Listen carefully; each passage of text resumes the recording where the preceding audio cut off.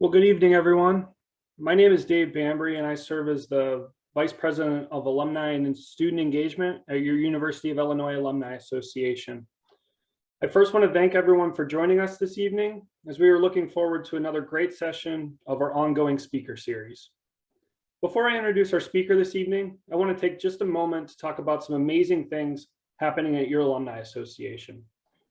In the past few months, the association has relaunched its paid membership model with some great new benefits. We are very excited to bring this to our alumni, and I would encourage you to visit uiaa.org/membership for details about what all is included and to sign up today. Some of these expanded benefits include a partnership with the Krannert Center for the Performing Arts that will feature 2 member-only virtual performances each year, a chance to engage in career coaching, and discounts at the university bookstore, to name a few. For those of you who are on the call who may be life members of the association, you are in a wonderful spot, as you will be able to access these benefits today at no additional cost. We are certainly grateful for the investment you made in your life membership, and will honor that with our current suite of benefits. While we have introduced the paid membership model for those interested in the expanded benefits and offerings, we are also still planning to have a lot of ways to engage at no additional cost. For example, our speaker series this evening will continue to be for all alumni, and other initiatives like our online networking and mentorship platform Alumni Link will also continue as a no-cost benefit. If you haven't already checked out Alumni Link, please do so by visiting alumnilink.illinois.edu. We have a large number of alumni and students on that platform who have already signed up, and it is a great way to interact with those folks. Lastly, before I introduce our speaker this evening, I always like to remind everyone to please feel free to submit your questions throughout the presentation through the Q&A button at the bottom of your screen. We have left time at the end for questions, and we will get through as many as possible with the time allotted. But let's get to why we are all here this evening, and that is to hear from a wonderful member of our university administration, and it is my pleasure to introduce him this evening. Andreas Cangellaris is the Vice Chancellor for Academic Affairs and Provost, and M.E. Van Valkenburg Professor in Electrical and Computer Engineering at the University of Illinois Urbana-Champaign. As the Chief Academic Officer, Dr. Cangellaris oversees the campus's academic programs, policies, and priorities, which are designed to ensure the quality of the educational experience for students and to sustain an environment that encourages and supports academic excellence through diversity, inclusion, and free inquiry, debate, and speech. In this role, he works closely with the Chancellor, the other Vice Chancellors, the Deans of academic colleges and other units, academic staff, the Senate of the Illinois campus, and various committees in setting overall academic priorities for the campus. From 2013 until 2017, when he was named Vice Chancellor for Academic Affairs and Provost, Dr. Cangellaris was Dean of the College of Engineering at Illinois. Prior to serving as Dean, he was head of the Department of Electrical and Computer Engineering. With that, it is my great pleasure and honor to turn the program over to Dr. Andreas Cangellaris. Provost, thank you so much for being with us here with us tonight. The floor is yours, and I'll be back with you for the Q&A. Thank you very much, David, and hello to everyone. It's a great pleasure to be here and to be with our fellow alumni. I hope you're as proud as I am about the University of Illinois Urbana-Champaign. ILL. What a weekend this was. As you know very well, we are coming from the weekend that we celebrated the graduation, the official in-person commencement of graduates of not only 2022, but also 2021 and 2020. It was breathtaking to watch the crowds that came together for the campus commencement event in the Memorial Stadium. The stadium was packed. I have to tell you, I sincerely hope that come the fall semester and our football season starts, the stadium is as packed as it was this past Sunday. If it is as packed as that, we're going to be celebrating our football team winning big time in the fall. I can guarantee you that. The excitement of the people, the joy of families seeing their children successfully completing one of the most influential experiences that they will have in their lives, being members of the University of Illinois Urbana-Champaign as students, and being able to say, yes, we made it, we graduated. It brought joy to all of us. And I will tell you, it felt so good to be there with all of them celebrating this milestone in their lives. It was so special to be there with our commencement speaker, Jill Ellis.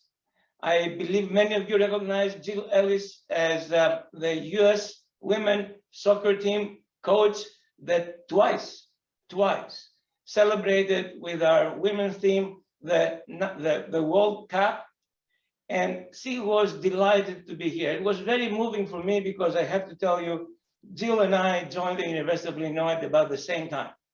1997 was when our careers at the University of Illinois started.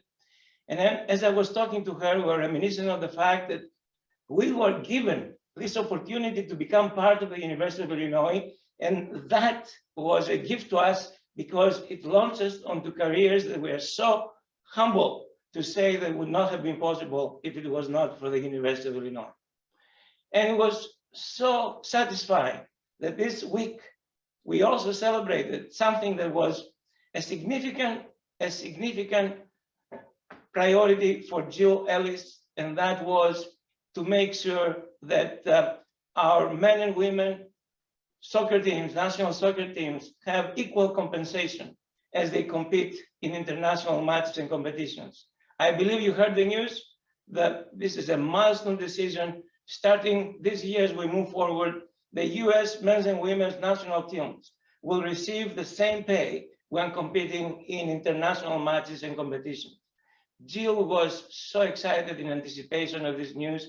She worked so hard toward that equal pay, and it was once again something that I have to tell you, I feel very proud that started by someone who was part of the University of Illinois Urbana-Champaign. You know, you hear me talk about the University of Illinois Urbana-Champaign, and you say, well, you're the provost, you're biased. Of course, you're praising your university, but you know, let me tell you, I'm not the one who is saying those things and feels so good about these things. There are so many things we're celebrating because others recognize the significance of this university as a jewel, a gift to the nation and to the world. You know, I do not know how many of you had the opportunity to take a look at a recent book that came out. The author is Jimmy Sonny, and the book is called The Founders. And The Founders is a book that I would strongly recommend for every alum of the University of Illinois, a book that maybe you could find a good companion during your summer holiday. And it is nothing else but the story of PayPal. It's the story of PayPal, the story of the entrepreneurs who saved Silicon Valley and for all practical purposes are responsible for the digital transformation we're experiencing today. It's an amazing story that starts with the University of Illinois Urbana-Champaign, because one of those founders is no one else but Max Levchin, a Ukrainian immigrant who came to Chicago. And even though he was asking his counselor at high school that he wanted to go to MTI, he wanted to go and study at MTI, his counselor, who did not know what MTI was, as you can imagine, MTI was nothing else but MIT, but Max was saying MTI. He said, you want to study computers, there is only one place that is the mecca for computers, is the University of Illinois Urbana-Champaign. And Max Levchin came to the University of Illinois Urbana-Champaign, and as the founders, the book describes in every detail, the rest is history, PayPal, and everything that happened after that, including YouTube, Yelp, Tesla, SpaceX. People like Elon Musk would not have been successful without the innovative ideas that started right here in the cornfields in Urbana-Champaign. And in Jimmy Sonny's book, you get this tremendous exposure to what the students that come and graduate from this university, because of the experiences they have, immersing themselves in the future today, immersing themselves in what is yet to come, and getting inspired to go out there and use their energy and their aspirations and their knowledge and make the future happen. I want you to know it will give you tremendous pride to read through this book and recognize the fact that what we call the digital transformation today would not have been possible without the University of Illinois Urbana-Champaign. And that digital transformation continues today in ways that look to the future once again. This past semester, we are fortunate to have visits by the Secretary of Energy. Secretary of Energy Granholm came to Illinois and visited our campus because she heard and she wanted to see firsthand that the state of Illinois is the state in the union where the innovations and the testbed for the future of a sustainable, responsible energy future can happen. There is no other state in the union that has access to all the types of energy that will transition us from today to a green future. And I include in those, of course, solar and wind and nuclear, and of course, hydrogen. Hydrogen is gearing up to become one of the most important ways in which we store and provide energy in ways that we have not thought about before. And let me also say, because of the Prairie Research Institute at the University of Illinois, we are leading the way in carbon sequestration innovation that is part of that future. And when the Secretary of Energy visited here and saw what this university means for the state and the nation and the world, she was blown away. And I say all this because I'm not the one biased person talking about this. I'm talking about the Secretary of Energy for the United States of America. And just a couple of weeks ago, we had the pleasure to invite to Urbana-Champaign the director of NSF, Dr. Panchanathan, or Dr. Pants, as we call it for short, who came here to celebrate one of the most generously funded universities in the nation by the National Science Foundation, and celebrate some of the unique projects that NSF is investing in at the University of Illinois. I'm talking about projects that think about the future of computing, what we call mind in vitro, thinking about computers that are going to be able to evolve and think and innovate together, hand in hand with human beings.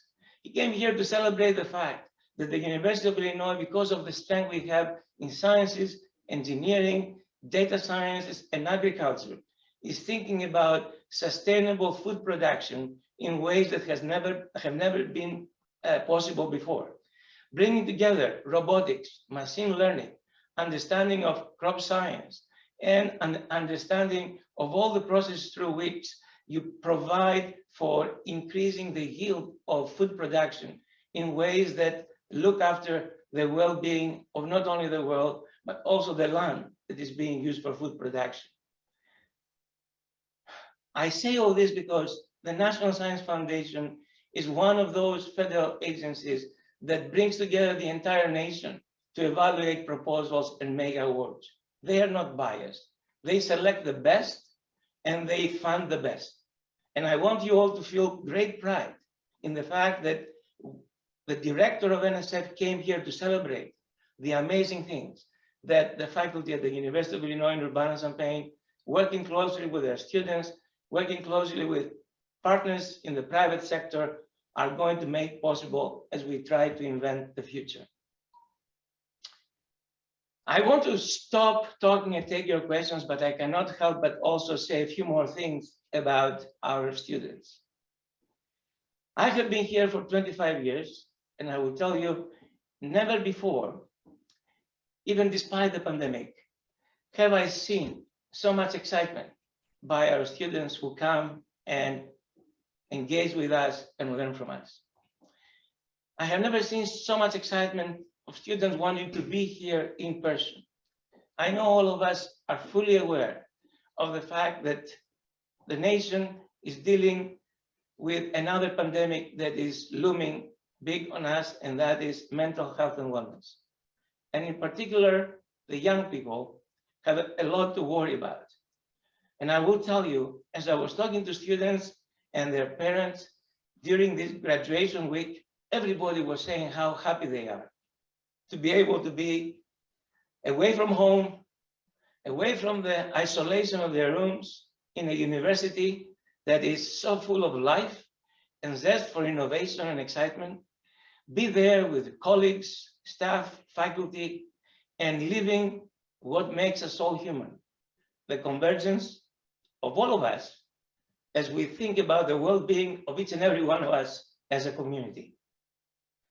This is what young people want. This is what they need as we think about the future, and we are ready to welcome as many of them as they want to be here with us.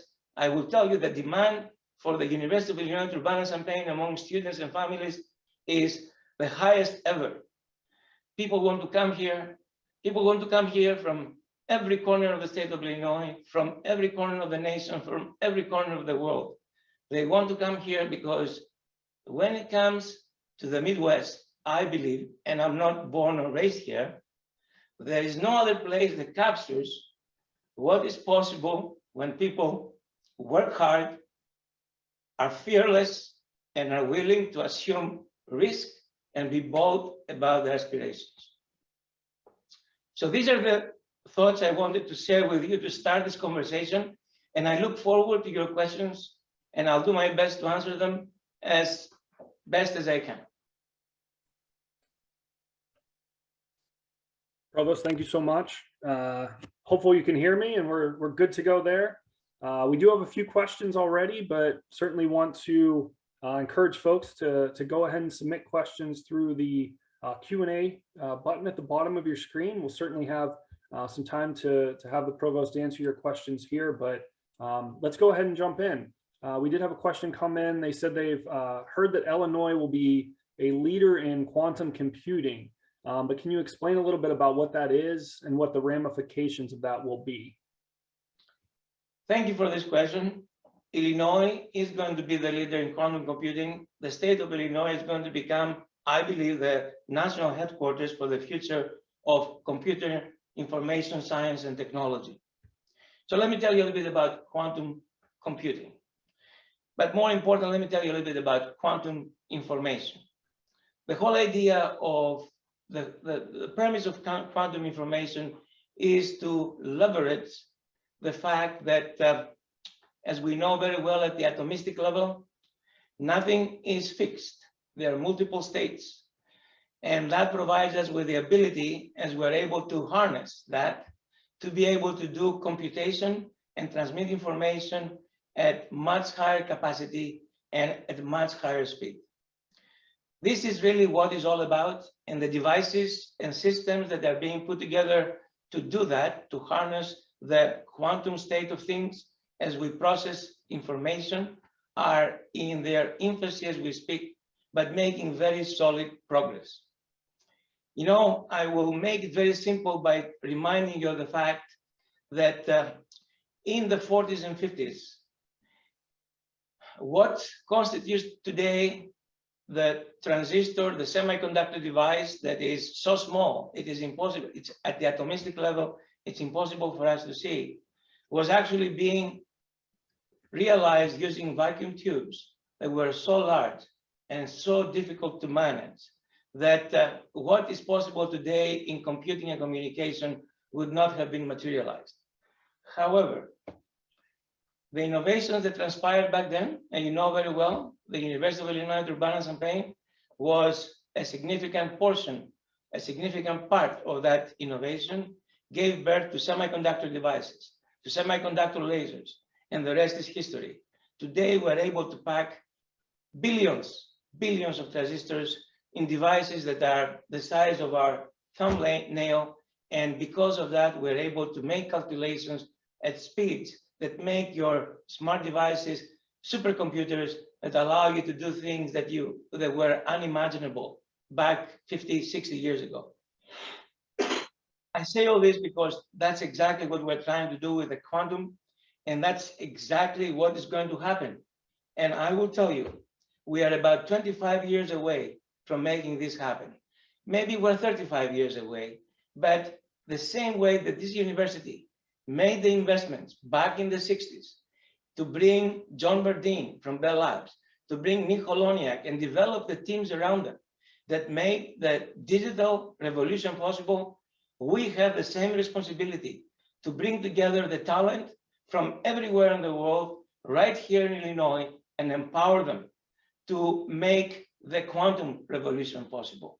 I say all this because we have been successful in convincing the state of Illinois, and we are thankful to the state of Illinois for staying the course and making the commitment, $200 million to build one of the most forward-looking experimental facilities for quantum science and technology in the world, as a partner to the Department of Energy, that thanks to two major national laboratories of the Department of Energy, I'm talking about Argonne and Fermilab, they look to the state of Illinois as the center of gravity for the nation in quantum information and computing. We are in the beginning of an era that I will tell you is going to transform the world the same way that the digital revolution transformed the world.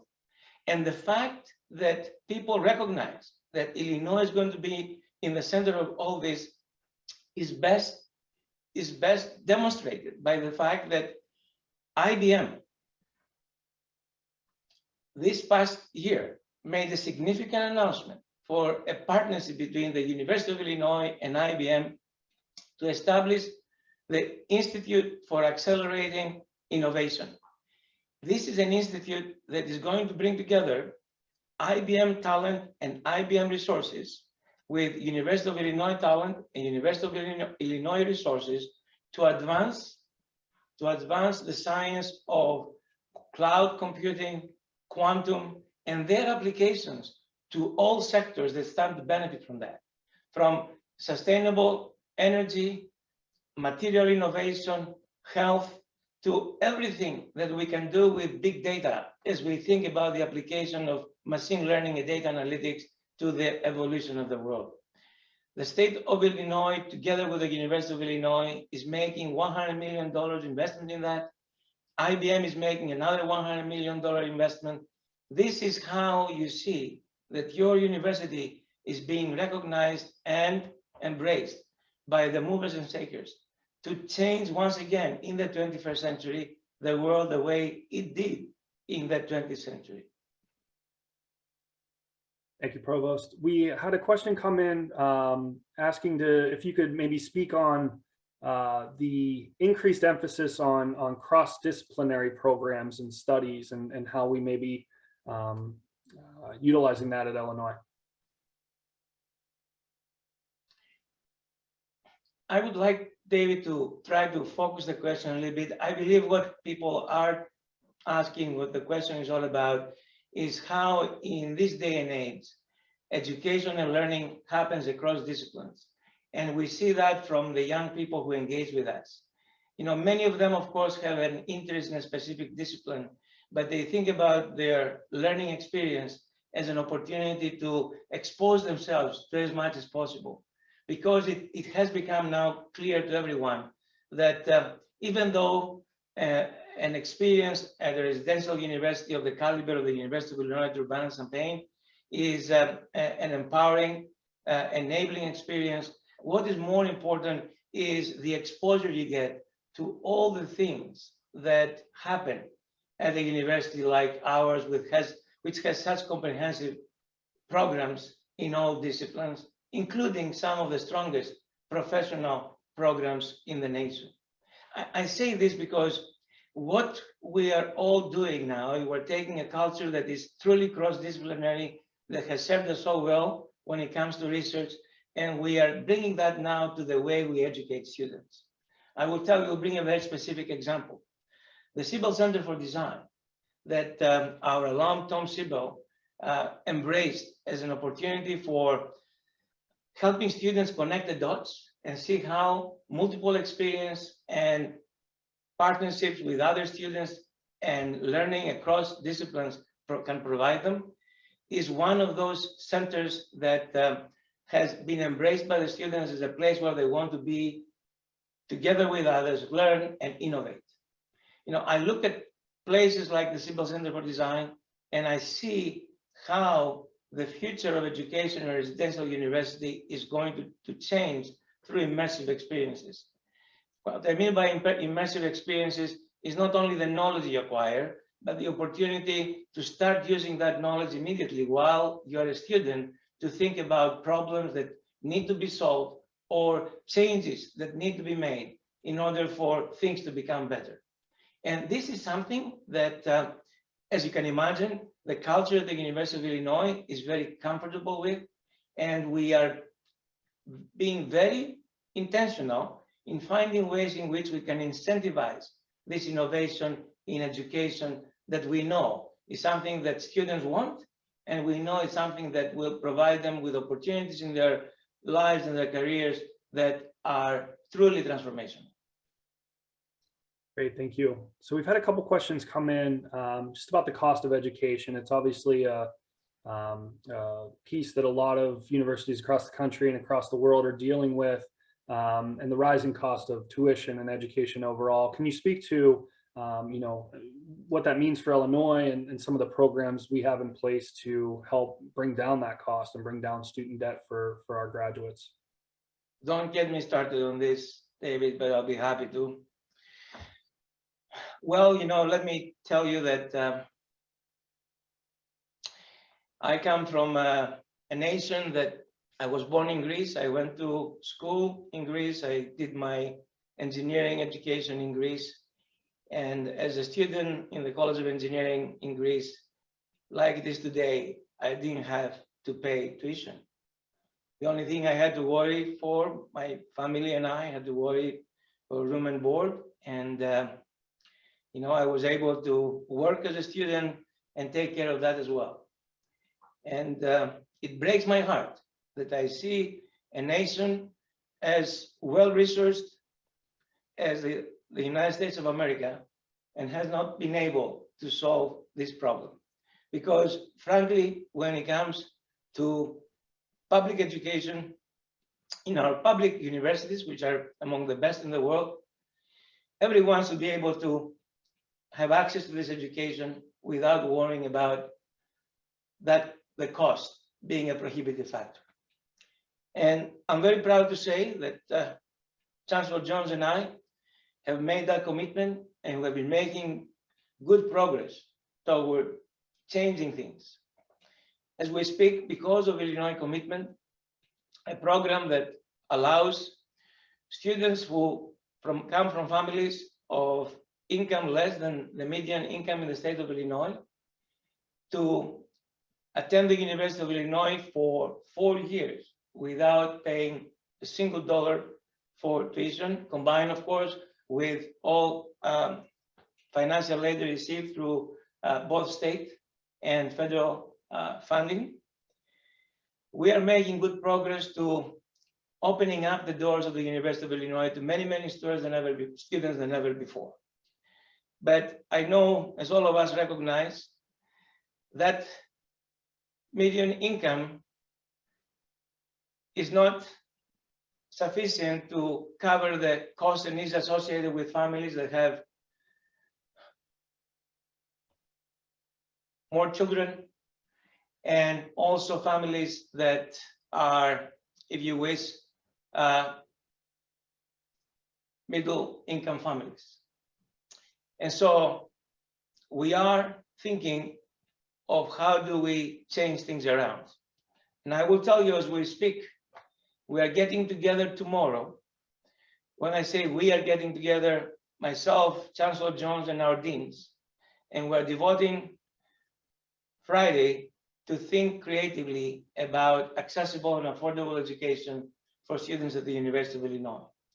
And the way we're going to do it is a way that leverages what we are best at.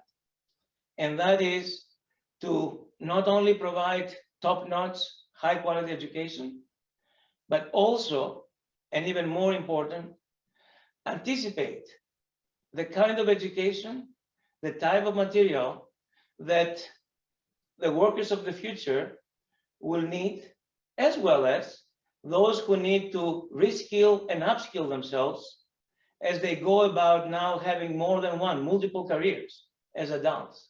And we are talking about engaging a cohort of learners that goes beyond the master's degrees, includes learners who all they want is an engagement with a top-notch university that has programs that allow them to develop qualifications, credentialing, certifications that will allow them to pivot their career, that will allow them to expand their career opportunities, and they're able to do that while at the same time working.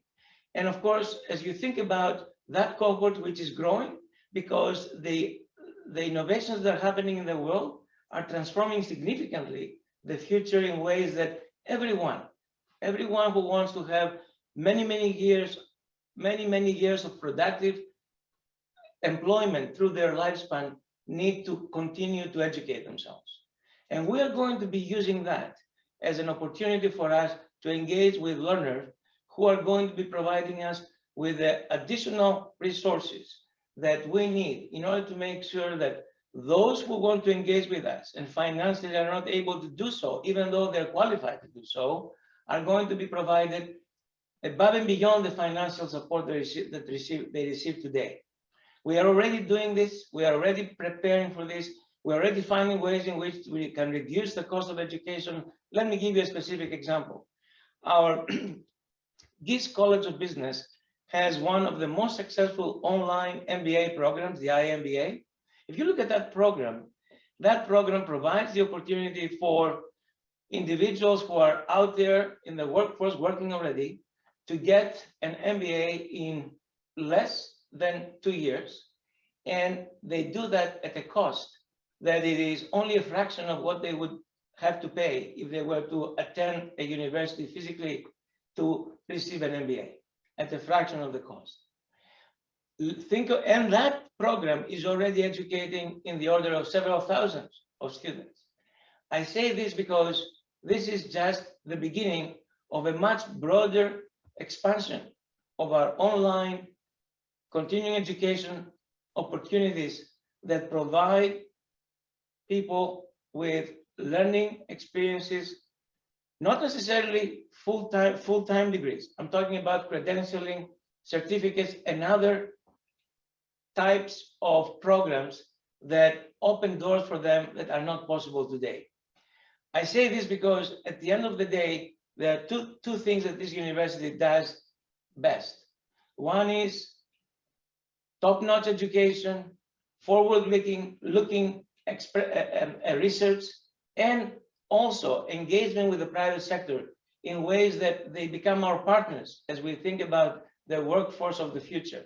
And I say they become our partners because many of the programs we're able to generate and offer online are programs that are not developed in vacuum. They are developed in close interaction with those employers who look to the University of Illinois for opportunities that will make them competitive in terms of the talent they have, in terms of the talent they attract, and also in terms of the innovations they make possible. So Provost, you're talking about kind of the evolution of education. I think it's a great segue into this question. This individual asked and said, congratulations on graduating the first class of the new Carle Illinois College of Medicine. How do you see this engineering-based College of Medicine enhancing research in both engineering and the sciences here at UIUC? And maybe just go on to expand a little bit about the Carle Illinois College of Medicine and how that's so different than a lot of the other universities are doing it. I'll be happy to answer this question. It was truly gratifying to be at the commencement, the celebration of this inaugural class of physician innovators. Talking about bold moves, I mean, the University of Illinois, when it's decided to start this engineering-based College of Medicine, created significant controversy, not only within the state, but nationally and internationally. And I will tell you that, like everything that we do, we're not afraid to think bold and be creative in what we do. but we are also doing our due diligence to make sure that the things we want to start are needed and will make a difference.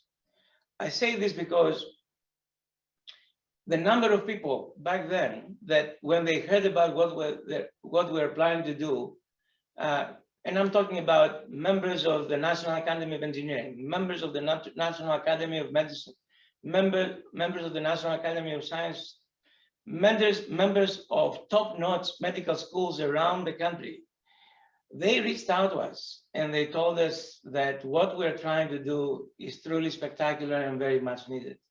And they said that if there is one university that can make it happen, it is the University of Illinois Urbana-Champaign, because of the strength of its College of Engineering. All of this to say that we had the votes of confidence of several significant individuals in the United States of America who said Illinois is going to make it happen. And it's always gratifying to know that you have the support of these tremendous intellectuals as you try to do something that is bold and risky. What this College of Engineering and College of Medicine, that fusion, is trying to do is to think about medicine in ways that from the get-go, prepare physicians to think about preventing and solving medical issues in ways that are driven by a very clear understanding of the fact that the human body is a system, a very complicated system. The human body is a very complicated system that is living among other systems. I'm talking about the behaviors around us, the climate around us, the kind of food we eat. And most important, the human body is also affected by the mind. I say all this because this is what we are trying to do. We are trying to make sure that every physician innovator that comes out of our College of Medicine does not approach medicine as a problem and let me see what people have figured out of how to solve it. They approach medicine as a way of life that is going to change the way healthcare is provided to everyone in the world. Preventive medicine starts early on as you develop an individual to be responsible about the choices they made. And as you all know very well, and I am one of you, the best way to be mindful of the choices you make is to be able to be aware of how the choices you make impact who you are, impact your health. The kind of sensing, the kind of analytics, the kind of environmental influences that we are able to revolutionize and make possible at the level of the individual. I'm talking about precision medicine that is accessible to the individual and precision medicine that makes that individual a partner with their healthcare provider is going to be made in such a way that it is not an afterthought. The well-being of an individual is not an afterthought. It is a proactive engagement of each and every one of us. All of us know that we need incentives as we think about our health, our well-being. And those incentives, more often than not, are incentives that sometimes we don't want to share with others. Precision medicine and personalized medicine is not possible with the technologies that are available today. If you look around you, you will see that companies are developing all sorts of sensors that are being embedded in your Apple Watches, smart watches, other devices to monitor your health. But what is more important is for the human being to become a partner to become an active user of those sensors and that information in a way that they and their doctors, they and their healthcare providers share in their well-being in a way that it is not after the fact of disease and illness, but is before the fact. And when disease and illness happens, the hope is that the progress we have made is such that it will not be as severe and as life-threatening as it is today. This cannot happen without reducing the cost of all that sensing and all that preventive healthcare.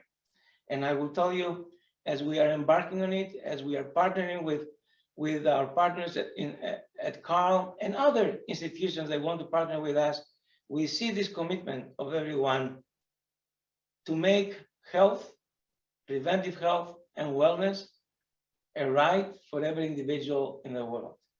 This is what is going to become possible. And as I was talking to our graduates, a good number of them, as they are going to be going for their residencies in other institutions, they were telling us that when they go where they're going to be, they're going to be taking the things they learn here and make sure that they share with other colleagues there as well. And they're going to become, I believe, not only the advocates for the University of Illinois Urbana-Champaign, they're going to become the pioneers of a new way of thinking about the future of medicine. This is what this college is making possible. I will tell you, as we speak, we have received several invitations from other parts of the country, from other parts of the world, for us to share the way we go about the current Illinois College of Medicine curriculum, share it with them because they feel that this is the way medicine needs to be taught in the future. And as you can imagine, those countries in particular that are reaching out to us to partner are countries where healthcare is not at the level of sophistication and access that we have in the United States of America. So I want you all to know that the impact that this innovative College of Medicine is going to have to health and wellness, not only people in the United States of America, but around the world, is going to be truly transformational. Provost, we had a question come in from Kirk Carlson. He said he was at a presentation recently where he heard that the Mayo Clinic had chose Illinois as one of its, or as its main university partner. Can you confirm that that's true? And he goes on to ask why we don't maybe hear more about that alliance and that we were chosen over other schools. Thank you very much for this question. Let me first of all say that the partnership with Mayo Clinic has been going years back. We have had a strong partnership with Mayo Clinic before the Carl Illinois College of Medicine was established. What attracted Mayo Clinic interest to the University of Illinois was our strong research in data analytics, supercomputing, and genomics. And over the years, our computer scientists and our experts in genomics have been partnering with physicians and researchers at Mayo Clinic on precision medicine for cancer treatment. In fact, I'm very proud to say that we have several of our PhD students from computer science at the intersection of computer science and genomics who have been hired by Mayo Clinic and work as researchers there. So they have provided this first students that graduated from this joint partnership. They have provided us with a nucleus on which we're building a much stronger relationship. The relationship with Mayo Clinic is very strong. Mayo Clinic, being who they are, they partner with multiple universities around the country. But when it comes to data analytics, the partnership with the university and genomics, the partnership with the University of Illinois is very significant. In fact, they are using our National Center for Supercomputing Applications as one of their repositories for some of the data that they're using for their own precision medicine work. So this is an evolving partnership. I won't be surprised if over the next few years you hear more about how this partnership is going to elevate itself to much more, much broader collaborations that go above and beyond cancer. Thank you. So we obviously just graduated a tremendous class of students, but as we look towards the fall, do you have any insight as to the incoming class and what they may be bringing to Illinois and the applications and all of those sorts of things, how that selection process happens? Our incoming class is very strong, and I don't have the numbers yet. We will not know what the size of the class is going to be until, of course, fall of 2022. But based on the number of acceptances we have, I won't be surprised if once again we do not go above 8,000 students for our freshman class. And I must admit, I must say that given the demand for the University of Illinois, we could have even larger class.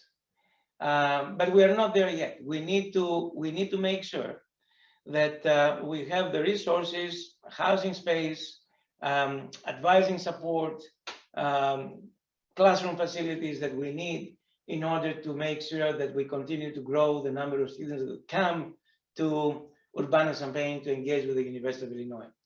I say this because I have to admit, never before have I seen the demand for UIUC be so strong among students from across the United States of America. You cannot imagine how many of my good friends who live in Silicon Valley have reached out to me to tell me that they know so many friends who are taking their advice and asking their children to apply for Urbana-Champaign. And also some disappointed friends who call me and say, well, you know, Andreas, you have to explain this to me. A friend of mine had their child admitted at Princeton, but they were not admitted at Urbana-Champaign computer science. What's going on? And, you know, I can't help but tell them, well, computer science at Urbana-Champaign, I hope I don't have any Princeton alumni here, but I'm telling you the truth, that's what it is. Computer science at Urbana-Champaign is the mecca of computer science. Just read the book I asked you to read, The Founders. You will see how Silicon Valley looks to computer science at Illinois, and the competition is fierce. The competition for computer science at Urbana-Champaign is fierce. And some outstanding students, it breaks my heart. I have to tell you, it breaks my heart because there are outstanding students who are not able to engage with us.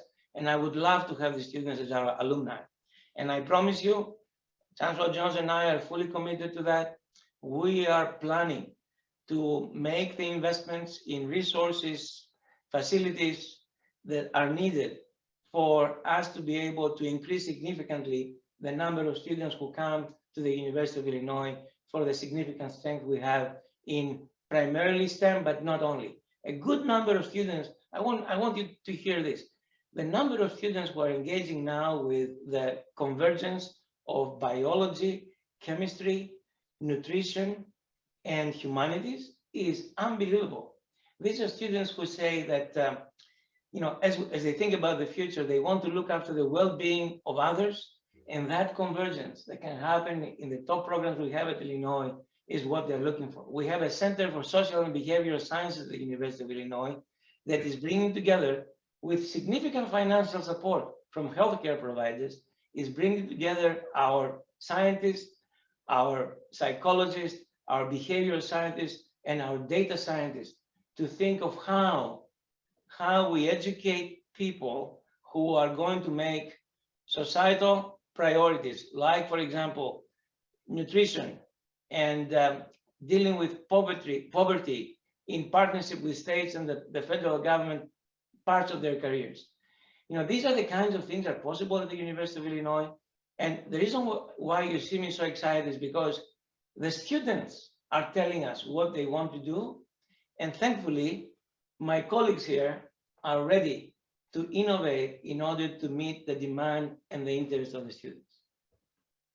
So Provost, this is another great segue, and I swear for those listening in, we don't plant questions here. These are all just live on the spot, but we had a question come in about the large number of Nobel Prizes that we have been successful in getting compared to other public universities, over half from the School of Chemical Sciences, but we haven't won one in a while. It's been 30 plus years. Do you see any new ones potentially on the horizon for UIUC here in the near future? This is indeed the case. It will happen. And let me give you, let me whet your appetite about this. You know, this past year, we had 3 of our colleagues elected in the National Academy of Engineering. This past 2 years, we had 5 of our colleagues elected in the National Academy of Sciences.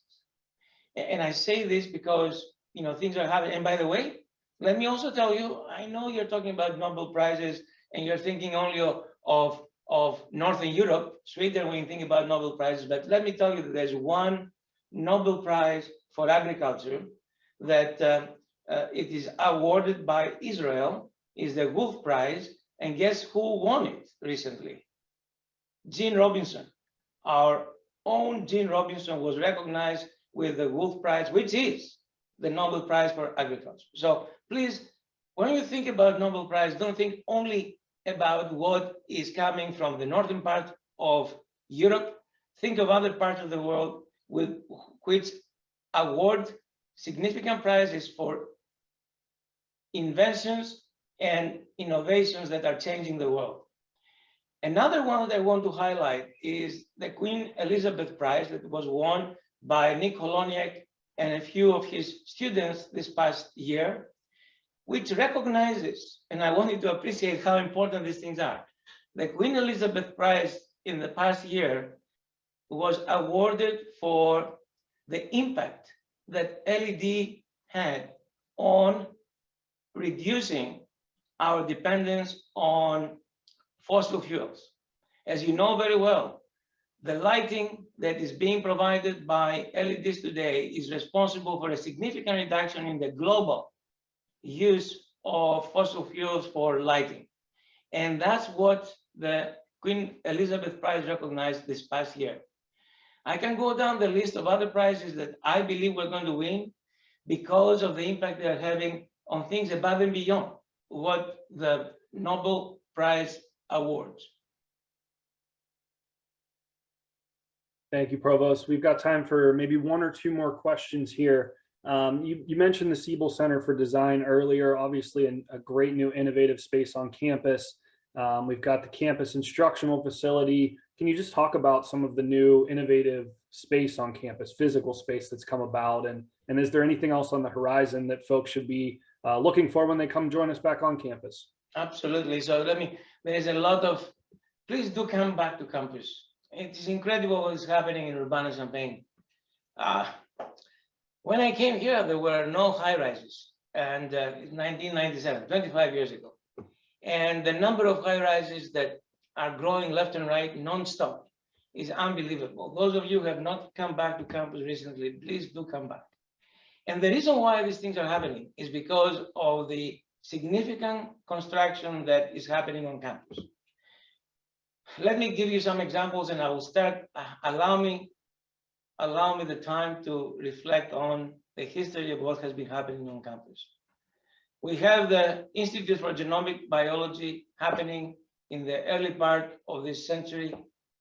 That has positioned us to be the leading university in the nation, thinking about genomics for food production and nutrition. There is no other university that is in United States, perhaps the world, that has embraced genomics as the source of new innovations in the way we think about food production, yield, and of course, nutrition. I will follow that with the building of the new ECE building, which happened right next to Beckman Institute.